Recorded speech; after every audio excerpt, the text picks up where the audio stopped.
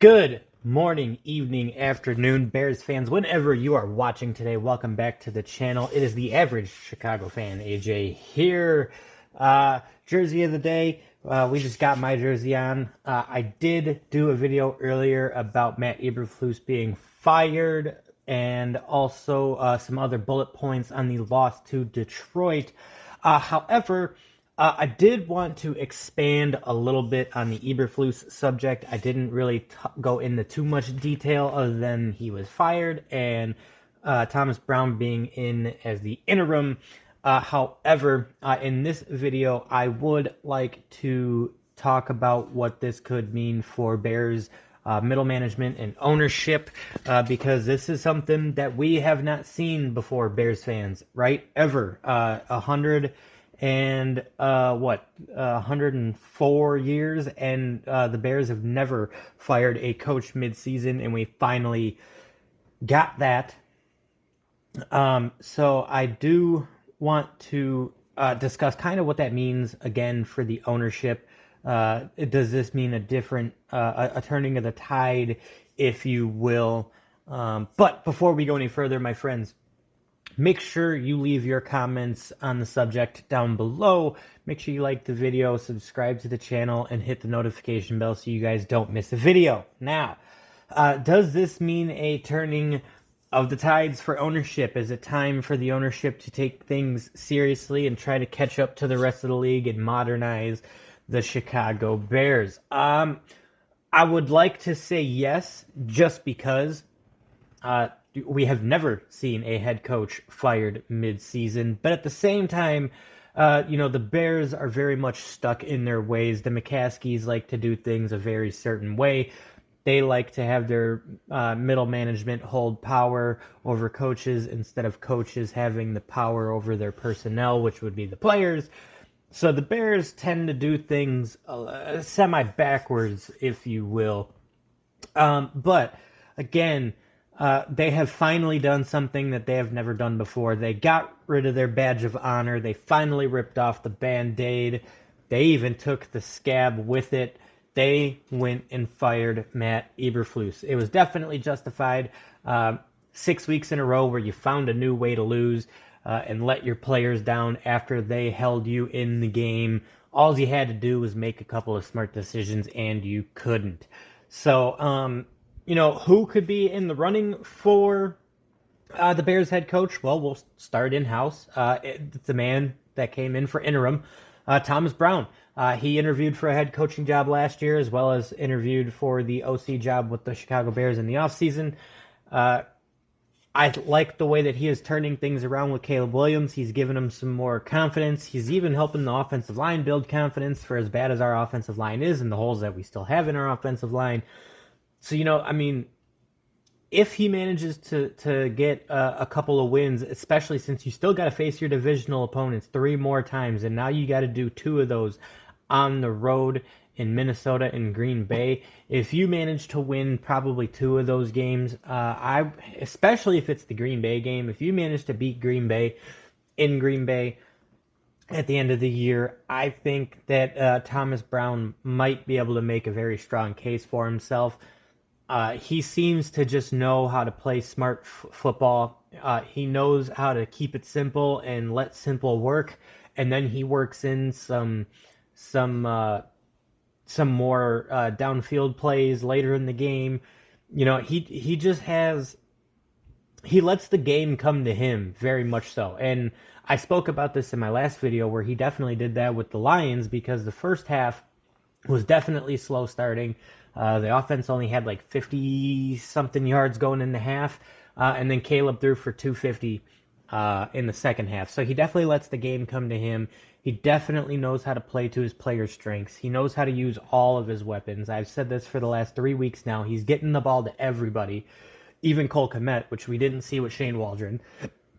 So it depends on how he is able to handle the pressure of handling the whole team at once, right? Because there's definitely a difference between being your offensive coordinator and being the head coach of a football team. There's more responsibility there. You also have to worry about your special teams and your defense. Can he can he still improve the offense and improve special teams without the defense suffering? Because we know that Matt Eberflus is a defensive-minded guy, and I definitely think that it at least showed when he was calling defensive plays. He's always had a strong defense, so can he improve in these two areas without letting go of the defense? That will be the key for Thomas Brown moving forward. Other key notables, I definitely know that Ben Johnson out of Detroit's one of them. Who is it? Mike Vrabel. He's another one. So I know some people have thrown in Bill Belichick and Gruden in there as well.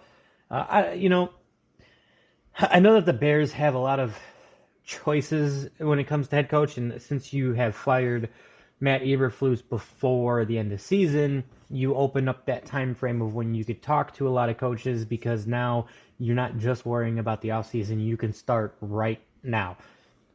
The key to that will be not going for a mid-market guy. I think that's where the Bears have pretty much suffered in the last 8 to 10 years, is always going for this mid-market guy, not really a flashy guy, not really a headstrong guy, just a middle market kind of even keel guy.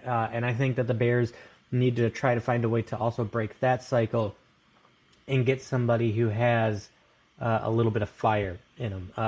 Some guy who will get upset when the players aren't playing right. Somebody who can take accountability in the media, right? So there's a couple of different ways that I think that the Bears can go about it.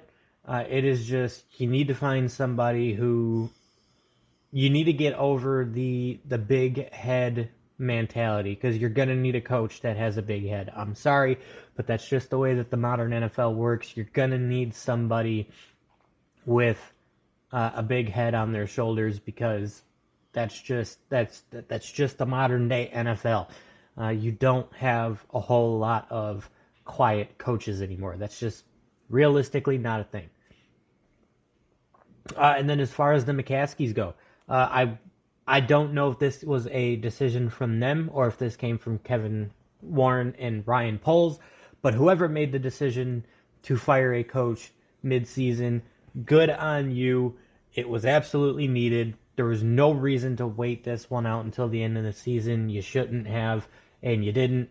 So whoever made that decision to at least try and show that you are serious with the talent that you have on this roster and what needs to be built on this roster, meaning your offense and your offensive line interior and your defensive line interior. I think that this realistically can show a turning for the Bears, just for the fact that, again, they broke their 0 for 104 record in never firing a coach. So does this mean that the Bears are being serious about legitimately going and getting a real head coach, like a really good head coach, a head coach that knows what he's doing, or a head coach that already has experience and has been there, done that? That is the question that we will have practically all offseason until we get an answer on who our next head coach will be. But at least for now, I am satisfied in the Bears making a change, both in the head coaching spot and with their culture, because their culture has always been that badge of honor, and it was time for it to go.